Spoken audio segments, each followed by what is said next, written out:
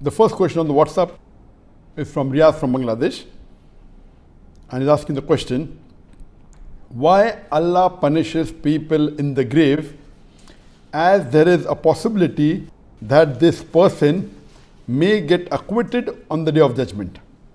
Similarly, a person who is not punished in the grave may be found to be guilty on the Day of Judgment.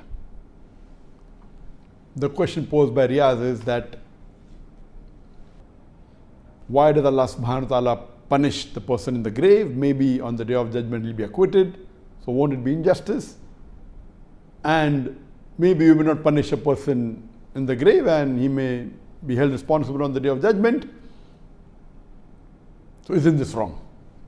Allah subhanahu wa ta'ala says in the glorious Quran, in Surah Al-Imran, chapter number 3, verse number 185, that kullu nafsin zaiqatul maut, every soul shall have a taste of death, and your final recompense will be on the Day of Judgment. And anyone who is saved from the fire and is admitted into Jannah, into the garden, has achieved the purpose of this life. For this life is goods and chattels of deception. Here Allah subhanahu wa ta'ala in Surah Al-Imran, chapter number 3, verse number 185 is telling us that the final recompense will be on the Day of Judgment. That means the final hisab kitab, the final tally of the reward and punishment will be on the Day of Judgment. That means if you have to get a reward, you may get part in this dunya, in this world, part in the grave, part in the hereafter. Or if you have to get some punishment, you may get part in this world, part in the grave, part in the hereafter. But the hereafter is the final recompense. The final tally of all these three put together would be what you deserve as a reward or as a punishment. The question asked by Riyaz, that what if you're punished in the grave and on the Day of Judgment you are acquitted? So won't it be injustice?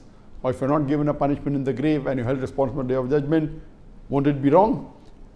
What Brother Riyaz is asking a question may be correct for a normal judge, or if you and me are a judge, where you are human beings. He fails to realize that Allah subhanahu wa ta'ala is ilm ghaib. Do you think Allah doesn't know what is the reward every human being deserves and what is the punishment every human being deserves? For you and I, who are normal human beings, we may not be aware. Or if you and I are a judge, then we will not know until we hear the lawyers and we know what's happened. But Allah subhanahu wa ta'ala is Malik Yawmuddin. He is the master of the Day of Judgment. He has ilm ghaib. He has knowledge of the future. He knows exactly what will a person deserve as a reward and what will a person deserve as a punishment. And our beloved Prophet Muhammad said that for an unbeliever, whatever good deeds he does, his reward will be in this dunya. He will not get any reward in the akhirah, in the life after death. As for the punishment, it may be part here, part in the grave, part in the hereafter. As for the believers, both the reward and the punishment can be part in this world, part in the grave, part in the hereafter. So Allah subhanahu wa ta'ala has ilm ghaib. Allah knows that this person will get 50 points of punishment. So he may give 10 points in this world, 20 points in the grave, and maybe 20 points in the akhirah. It cannot be possible that a person receives 10 points punishment and Allah will give 20 points punishment in the grave. It's impossible. Allah has ilm ghaib. He has knowledge of the future. He cannot do such a thing. You and I as a human being can do that. So this question is logical for a human being, but not for Allah subhanahu wa ta'ala.